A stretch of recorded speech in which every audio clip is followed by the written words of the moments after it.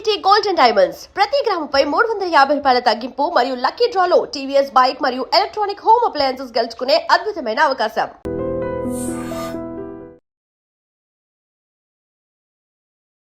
రీసెంట్గా నేను విన్నాను సార్, ఒక ఫ్యామిలీలో ఒక 2 years 1 year గ్యాప్లో ఇద్దరికీ క్యాన్సర్ వచ్చింది, డిఫరెంట్ క్యాన్సర్స్. అట్లా కూడా ఉంటుందా సార్? మేడం, ఒక పేషెంట్కి 6 క్యాన్సర్లు చూసాను నేను. అంటే గత 36 ఏళ్లలో 6 క్యాన్సర్స్ సర్వైవ్ అయ్యారు. ఆవిడ బ్రతికేశారు. వారికి అవగాహన ఉండటం ముందుగా పట్టుకుంటున్నారు. సో నేను ఇందాక మనం వచ్చి నెగ్లెక్ట్ చేయడం వల్ల అట్లా నెగ్లెక్ట్ కాదు మేడం, కొత్త క్యాన్సర్ ఫస్ట్ బ్రెస్ట్లో వచ్చింది, తర్వాత ఓవరీలో వచ్చింది, తర్వాత థైరాయిడ్లో వచ్చింది. అలా 6 క్యాన్సర్స్ని ఆవిడ జయించారు. సో అలా చాలా మంది చూస్తున్నాం, రెగ్యులర్గా ఫాలోఅప్కి వస్తుంటారు. సో ఈ క్యాన్సర్ పేషెంట్స్తో డాక్టర్కి ఒక మంచి సన్నిహిత సంబంధం ఏర్పడుతుంది.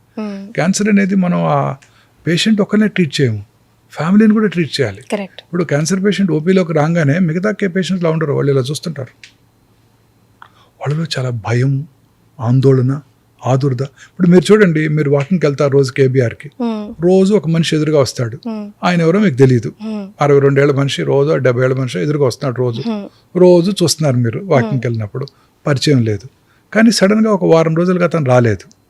మీకేమనిపిస్తుంది? ఎందుకు రాలేదు? సడన్ గా ఆయన క్యాన్సర్ వచ్చిందని పక్కన ఎవరో చెప్పారనుకోండి, మీది కూడా రోజు డిస్టర్బ్ అయిపోతారు. పొద్దున్నే మీరు, అయ్యో ఇక్కడ నడిచే మనిషి రోజు యాక్టివ్గా నడిచేవారు, 70 ఏళ్ల వయసులో నాకన్నా ఫాస్ట్గా నడిచేవారు, వాటర్ బాటిల్ పట్టుకొని నడిచేవారు, డంబెల్ పట్టుకొని నడిచేవారు, ఆయన అంత హెల్దీ మ్యాను, ఆయన క్యాన్సర్ అవడం ఏంటి?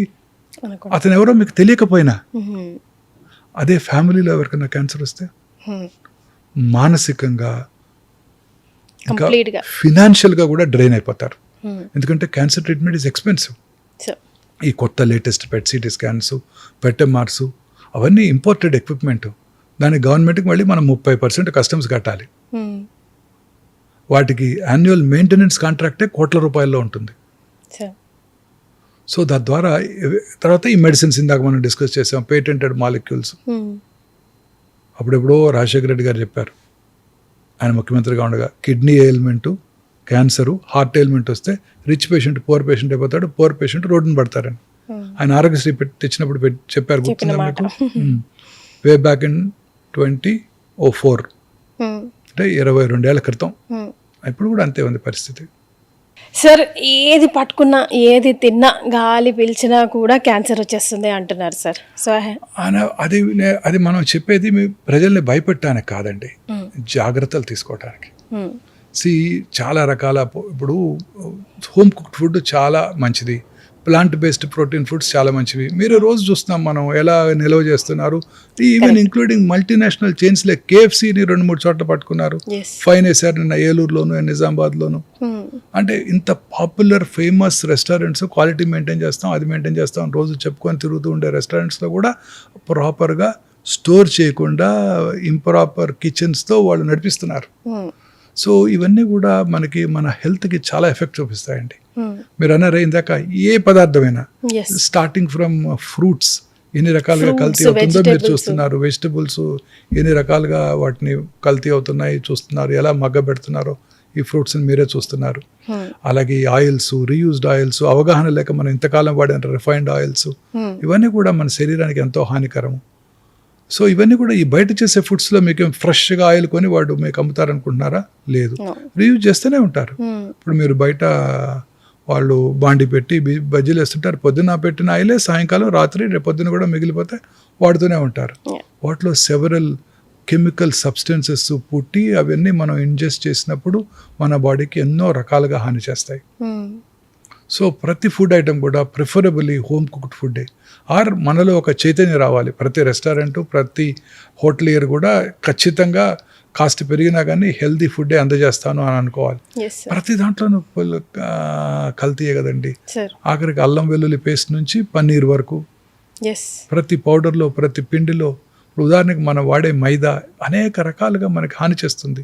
ఆ రిఫైన్డ్ ఫ్లోర్ అంటాం, బొంబాయి రవ్వ, రిఫైన్డ్ ఫ్లోర్, ఇవన్నీ కూడాను మనకి ఎంతో హానికరం. సార్ హియర్ నాకు ఒక లిస్ట్ ఆఫ్ క్వశ్చన్స్ ఉన్నాయి సార్, ఐ లాస్క్ యూ 1 by 1, దానికి సంబంధించి ఆన్సర్ చెప్పండి. అంతకుముందు అడిగారు స్ట్రెస్ అని, చాలా important. Sir, how is stress like distracting human body అని చెప్పొచ్చు? ఇది నా ఫేవరెట్ టాపిక్ అండి. సార్. ఈ స్ట్రెస్ అనేది అనేక రకాలుగా మనకు హాని చేస్తుందండి. ఇప్పుడు మన బాడీలో ఇన్హరెంట్గా రిపేర్ మెకానిజమ్స్ ఉన్నాయి. ఇప్పుడు ఇందాక అన్నానే జెనెటిక్ మ్యూటేషన్ వస్తే క్యాన్సర్ వస్తుంది. మరి మ్యూటేషన్స్ అందరిలో వస్తుంటాయి, కానీ అందరిలో క్యాన్సర్ ఎందుకు రాదు? ఎందుకు రాదు సార్? మన ఆ మ్యూటేషన్ కరెక్ట్ చేసుకునే టెక్నాలజీ కూడా మన బాడీకి ఉంది, మనకే ఉంది.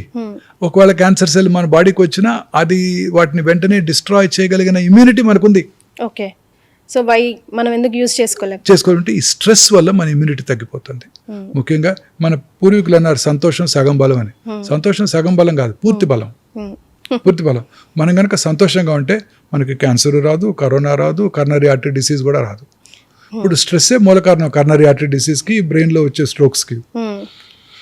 అలానే మీరు కూడా చూశారు, ఇంట్లో 10 మంది ఉంటారు, ఇద్దరికే కరోనా వచ్చింది ఆ రోజుల్లో కూడా. 4గురికి వచ్చింది, మిగతా 6 బాగానే ఉన్నారు. ఎందుకని? వాళ్ళు హ్యాపీగా ఉన్నారు, వాళ్ళ ఇమ్యూనిటీ బాగుంది. కోట్ల మంది చనిపోయారు కరోనా వచ్చినప్పుడు. పిల్లలు చనిపోయారు, ఎవరైనా ఒక్క పిల్లాడు చనిపోయాడా? లేదు, చనిపోలేదు. ఇంట్లో పిల్లలు హ్యాపీగా ముక్కులో ఆ టెస్ట్ చేసాం, ఇంట్లో పిల్లలందరికీ పాజిటివే, వాళ్ళకి ఏ సిమ్టమ్స్ లేవు. మనకందరికీ వచ్చేసింది కరోనా. సో అదేంటంటే ఆ immunity is very important and stress plays a major role. చక్కగా రోజు మెడిటేషన్ చేసుకుంటూ ప్రశాంతంగా జీవిస్తున్నట్టయితే, ఇప్పుడు క్యాన్సర్ రావడానికి, క్యాన్సర్ పెరగడానికి కారణం ఇదే. ఓల్డెన్ డేస్లో ఇవన్నీ ఉండేవి కాదు కదండి. వాడికి కారు ఉంది, మన కారు లేదు, వాళ్ళ అబ్బాయికి మెడికల్ సీట్ వచ్చింది, మన అబ్బాయికి రాలేదు. ఇలాంటి బాధలే లేవు ఆ రోజుల్లో. గ్రామాల ప్రాంతాల్లో ప్రజలు చక్కగా రోజు సన్కి ఎక్స్పోజ్ అయ్యేవాళ్ళు, షర్ట్ లేకుండా బయట తిరిగేవాళ్ళు, పని చేసుకునేవాళ్ళు, కష్టపడి పని చేసుకునేవాళ్ళు, వాళ్ళే పండించుకున్న గ్రెయిన్స్ తినేవాళ్ళు, వాళ్ళే పండించుకున్న కూరగాయలతో వాళ్ళే చక్కగా ఆనందంగా వంట చేసుకుంటూ హ్యాపీగా బ్రతికేవాళ్ళు. అందరూ పనిచేసేవాళ్ళు. అంతలాగా పనిచేస్తే రాత్రిపూట చక్కగా నిద్రపడుతుంది. రేపు ఏమవుతుంది, కొత్త ఇల్లు కొనుక్కోవాలి, అది కొనుక్కోవాలి, ఇంకొక ఆ కోరికలే లేవు. పెళ్లి కనుక ఉన్నట్టయితే 5 రోజులు చక్కగా చేసుకునేవాళ్ళు. ఆఫీస్కి వెళ్ళిపోవాలి, బాస్ తిడతాడు, ఇలాంటివి ఏమి లేవు కదా. సో ఆ రోజుల్లో క్యాన్సర్ లేవు, హార్ట్ అటాక్లు లేవు, బ్రెయిన్ స్ట్రోక్స్ లేవు. ఆడుతూ పాడుతూ గడిచిపోయింది సార్ జీవితం. ఇప్పుడు కూడా భారతదేశంలో గ్రామీణ ప్రాంతాల్లో క్యాన్సర్ ఇన్సిడెన్స్ చాలా తక్కువ. అర్బన్ ఏరియాస్లో ఉదాహరణకు ముంబైలో ప్రతి 1,00,000 మందికి 150 మంది క్యాన్సర్ బారిన పడుతున్నారు. అదే శాన్ ఫ్రాన్సిస్కోలో, అమెరికాలో 400 మంది క్యాన్సర్ బారిన పడుతున్నారు. మరి అది డెవలప్డ్ కంట్రీ కదా సార్. మరి అందుకే వాళ్ళకి స్ట్రెస్ ఎక్కువ. డెవలప్డ్ కంట్రీస్లోనే ప్రాబ్లం. అదే మన గ్రామీణ ప్రాంతాల్లో క్యాన్సర్ వచ్చే అవకాశాలు ప్రతి 1,00,000 మందికి 60. చాలా తక్కువ. Happy life. So pollution, contamination, stress is the most important. రాత్రిపూట కనుక మీరు తొందరగా నిద్రపోకపోతే మీకు అనేక రకాల జబ్బులు వచ్చే అవకాశాలు ఉంటాయి. రాత్రిపూట చక్కగా 9 పడుకొని పొద్దున్న 6 5 నిద్రలేసినట్టయితే మీకు అన్ని రకాల జబ్బులు వచ్చే అవకాశాలు కూడా తగ్గిపోతాయి. ఈ భూతం అసలు సగం లైఫ్ ను ఆక్యుపై చేస్తుంది. స్క్రీన్స్. Yes, very correct. తర్వాత రాత్రి కనుక మీరు ప్రశాంతంగా పడుకున్నట్టయితే తొందరగా ఈ టీవీలు, ఈ స్క్రీన్స్కి, మొబైల్ స్క్రీన్స్కి అలవాటు పడకుండా తొందరగా 9 గంటలకల్లా పడుకొని నిద్రపోతే 132కి ఒక మంచి హార్మోన్ ఉత్పత్తి అవుతుంది మన బాడీలో. అది క్యాన్సర్ని పూర్తిగా తగ్గించేస్తుంది. ఎవరైతే నైట్ షిఫ్ట్స్లో పనిచేసేవాళ్ళో, లేటుగా నిద్రపోయి పొద్దున్నే 11ంటికి లేసేవాళ్ళలో, వీళ్ళలో ఈ హార్మోన్ ఉత్పత్తి తగ్గిపోతుంది. అందువల్ల వాళ్ళలో క్యాన్సర్ వచ్చే అవకాశాలు ఎక్కువైపోతాయి. ముఖ్యంగా ఈ hormone related cancers, breast cancer, prostate cancer, ovarian cancer, uterine cancer, ఇవన్నీ కూడా ఈ క్యాన్సర్ ఇన్సిడెంట్స్ వీళ్ళలో చాలా ఎక్కువ. ఈ నైట్ టైం పనిచేసే వాళ్ళందరిలో కూడాను ఈ క్యాన్సర్ వచ్చే అవకాశాలు డెఫినెట్గా సాధారణ ప్రజానీకం కంటే చాలా ఎక్కువగా ఉంటాయి. So stress is the main cause అన్ని రకాల జబ్బులకి, ఇంక్లూడింగ్ క్యాన్సర్. స్ట్రెస్ కనుక లేకపోతే క్యాన్సర్ మ్యుటేషన్ మన బాడీలో వచ్చినా మన body will tackle that. Sir, I know you don't want to answer this question, but I want to ask you, మీ stress relief ఏంటి sir? How do you manage? అంటే ఇంకా ఈ 62 ఏళ్ళు వచ్చాక స్ట్రెస్ ఏ ఉందండి? జీవితంలో అన్ని సాధించేసాను. అటగాదు సార్, నాకు అసలు స్ట్రెస్సే లేదండి. నా స్ట్రెస్ వల్ల పేషెంట్ సిక్ అవుతారు. ఇప్పుడే జరిగింది, నేను కొంచెం లేట్గా రావడానికి కారణం అదే. పేషెంట్ చక్కగా ఆపరేట్ చేశాను, క్యాన్సర్ స్టమక్, 66 ఏళ్ళు, బాగున్నాడు. 4 రోజులు ఐసీలో ఉన్నాడు. ఐసీలో ఉంటే కాస్ట్ ఎక్కువ అయిపోదాం, తొందరగా షిఫ్ట్ చేసేయండి అన్నారు. లక్కీగా షిఫ్ట్ చేసాం, బాగున్నాడు పొద్దున్న నుంచి సాయంకాలం దాకా. సడన్ గా 1 నిమిషంలో కొలాప్స్ అయ్యాడు. ఇప్పుడే మీరు వచ్చే ముందు ఫోన్ అదే సార్, ఎందుకు? అదే బ్రెయిన్ హెమరేజ్ వచ్చినట్టుంది, పాంటైన్ హెమరేజ్, పిన్ పాయింట్ పీపుల్స్ ఉన్నాయి, అతను కోమాలో ఉన్నాడని. ఓ మై గాడ్, అట్లా కూడా అవుతుంది. ఇవే మాకు స్ట్రెస్, ఇవి తప్ప మాకు ఇంకో స్ట్రెస్సే లేదు. ఇంకేం కావాలి జీవితంలో 62 ఏళ్ళు వచ్చాక హ్యాపీగా ఉంటాను. పొద్దున్నే చక్కగా రౌండ్స్ చేస్తాను, నా ఎక్సర్సైజే రౌండ్స్. మా హాస్పిటల్లో 8 అంతస్తులో పేషెంట్స్ ఉన్నారు, -1 నుంచి స్టార్ట్ చేస్తే పొద్దున్నే 9 అంతస్తులు ఎక్కేస్తాను.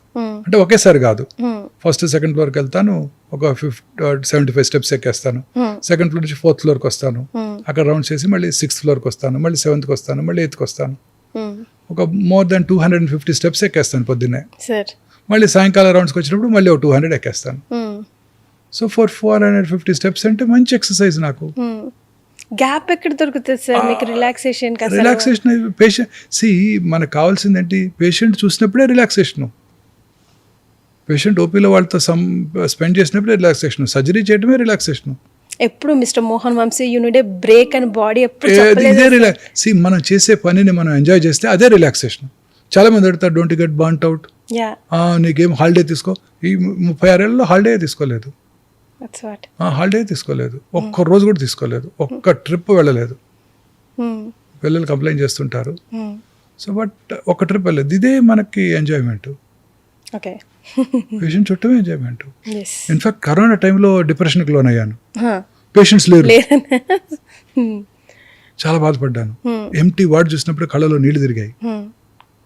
కానీ అప్పుడు వాళ్ళకి ఇంకా ఎఫెక్ట్ అయింది కదా సార్, అప్పుడు మీ నీడ్ ఇంకా ఎక్కువ ఉండింది కదా, అంటే బయటికి రాకపోయినా నీడ్ కదా, స్ట్రెస్ ఉండింది బాగా. అంటే వాళ్ళు ట్రీట్ చేయాలంటే భయము, నర్సులు ఉండేవాళ్ళు కాదు, పారిపోయారు నర్సులు అంతా. ఒక్కరోజు 104 నర్సులు వెళ్ళిపోయారు. నేనే డయాగ్నోస్ చేసి, నేను మా వైఫే సర్జరీ చేసి, రెసిడెంట్స్ కూడా పారిపోయారు. నేనే మా వైఫే సర్జరీ చేసి ఐసీయూలో మేమే మెడిసిన్స్ కూడా ఇచ్చాం కొన్నాళ్ళ పాటు. సో మీ స్ట్రెస్ రిలీఫ్ మీ వర్క్ ఎప్పుడు వర్క్ హ్యాపీగా ఎంజాయ్ చేస్తాను.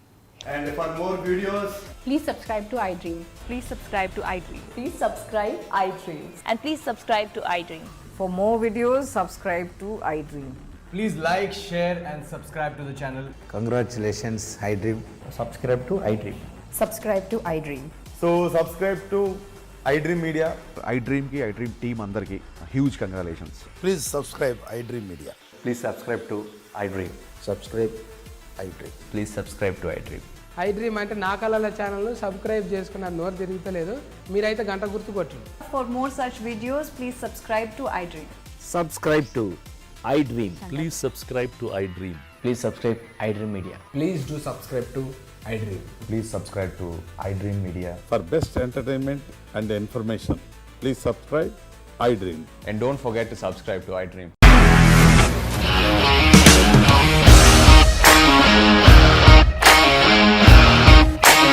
ఇండస్ట్రీలో కమిట్మెంట్ ఇష్యూస్ వస్తే నీకు కూడా వచ్చినట్టు మార్నింగ్ తీసుకెళ్ళాలంటే కొట్టి పడేసాడు.